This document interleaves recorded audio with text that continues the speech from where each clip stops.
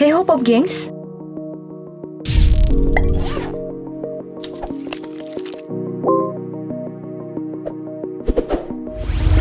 Olimpiade adalah perhelatan olahraga terbesar dan paling bergengsi di dunia yang diikuti bangsa-bangsa. Membuat para atlet menyiapkan segala daya juang untuk bisa membawa pulang medali emas. Tak terkecuali Indonesia. Nah, daftar populer telah merangkum kilas balik perjuangan putra-putri terbaik Indonesia sepanjang sejarah Olimpiade yang menyimpan banyak momen tak terlupakan. Sejarah Olimpiade dimulai pada era Yunani kuno. Dari kata ini, Citius Altius Fortius atau lebih cepat, lebih tinggi, lebih kuat menjadi moto Olimpiade pertama sampai akhirnya dihentikan oleh Kaisar Romawi, yaitu Theodosius pada tahun 393 Masehi. Kemudian dihidupkan kembali oleh seorang guru dan sejarawan Prancis bernama Pierre-Frédéric Baron de Coubertin pada tahun 1896. Olimpiade modern yang pertama diselenggarakan pada tahun 1896 di Athena. Namun, sebagai negara yang baru terbentuk, Indonesia sendiri baru berpartisipasi pertama kali pada Olimpiade musim panas 1952 di Helsinki, Finlandia. Pada partisipasinya yang pertama, Indonesia hanya mengirimkan 3 atlet putra di cabang angkat besi, renang, dan atletik. Hal tersebut membuat Indonesia tercatat sebagai salah satu tim terkecil yang berpartisipasi. Meskipun tampil hanya dengan 3 atlet, Indonesia tetap mengirimkan atlet terbaiknya, yakni Sudarmojo di cabang atletik, Tio Gingwi di cabang angkat besi, serta Habib Suharko untuk cabang renang. Prestasi terbaik di tahun pertamanya diraih oleh Tio Gingwi yang menempati posisi ke-8 dalam angkat besi ringan putra. Pulang tanpa medali, awal keikutsertaannya akan selalu tercatat dan akan selalu diingat oleh seluruh masyarakat Indonesia.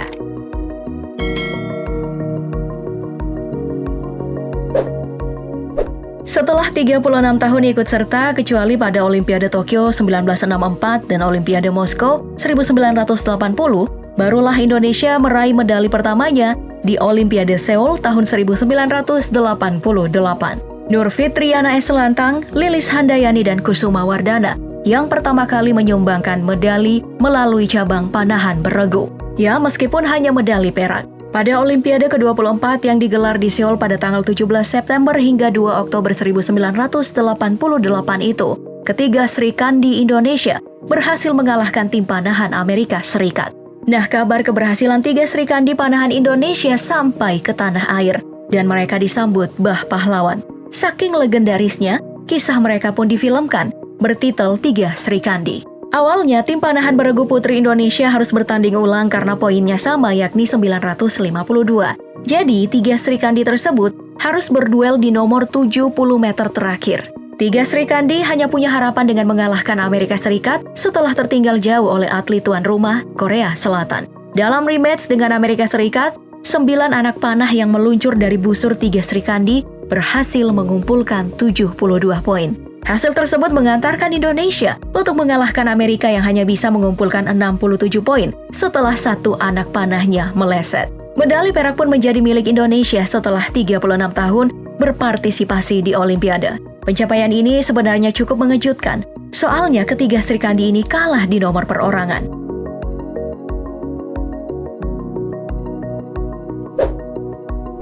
Setelah medali pertama diraih di Seoul, sepertinya keran medali sudah mulai terbuka untuk Indonesia. Buktinya pada tahun 1992 di Barcelona, bendera merah putih berkibar di tempat teratas diiringi lagu Indonesia Raya di ajang olahraga terbesar dunia tersebut. Dan bukan hanya sekali, tetapi 2 kali lagu Indonesia Raya berkumandang di Olimpiade 1992 di Barcelona. Adalah Susi Susanti dan Alan Budi Kusuma, 2 atlet bulu tangkis yang mencetak sejarah di dunia olahraga Indonesia.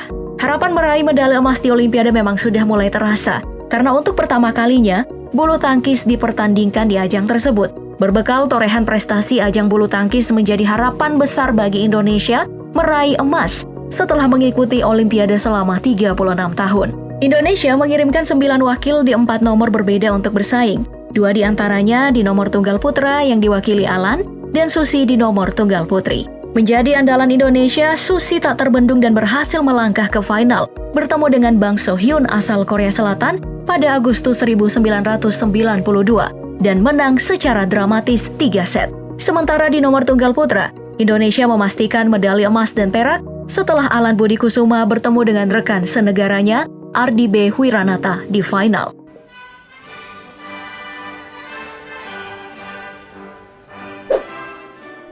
Medali emas bukan lagi hal mustahil bagi Indonesia setelah Susi Susanti dan Alan Budi Kusuma pertama kali mempersembahkan untuk Indonesia.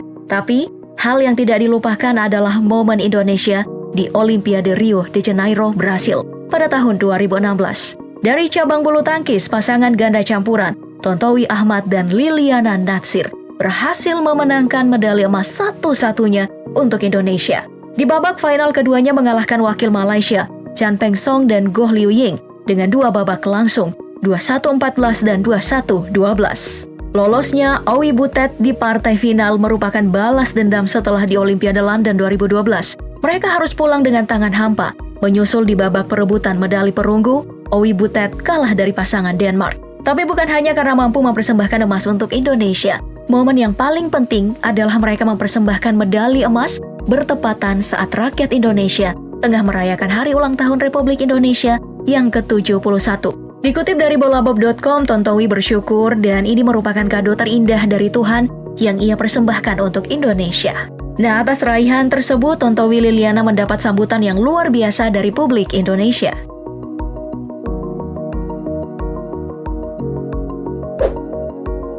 Dibuka oleh Susi Susanti dari cabang bulu tangkis ditambah medali emas dari pasangan ganda putri Apriani Rahayu dan Gracia Poli. Dan selama 62 tahun, Indonesia telah mengoleksi total 8 emas dan semuanya dari cabang bulu tangkis. Meski sudah ambil bagian sejak tahun 1952, Indonesia harus menunggu lama untuk meraih medali pertamanya. Sejak pertama kali dibuka cabang olahraga bulu tangkis di Olimpiade Barcelona 1992, Indonesia rajin mempersembahkan medali emas. Satu-satunya yang luput hanyalah pada saat Olimpiade London 2012. Rinciannya adalah Susi Susanti dan Alan Budi Kusuma kategori tunggal di Barcelona 1992. Reksi Mainaki dan Ricky Subaja di kategori ganda putra Olimpiade Atlanta 1996. Kemudian Tony Gunawan dan Chandra Wijaya ganda putra Olimpiade Sydney 2000. Lanjut Taufik Hidayat tunggal putra di Olimpiade tahun 2004. Lalu Hendra Setiawan dan Markis Kido kategori ganda putra Olimpiade Beijing 2008. 8 tahun kemudian Liliana Natsir dan Tontowi Ahmad kategori ganda campuran di Rio 2016. Dan yang terbaru dan masih hangat Apriani dan Gracia Poli kategori ganda putri Olimpiade Tokyo 2020. Meski demikian, Cina masih mendominasi perolehan emas di cabang bulu tangkis dengan total emas 21, disusul Indonesia dengan total 8 emas.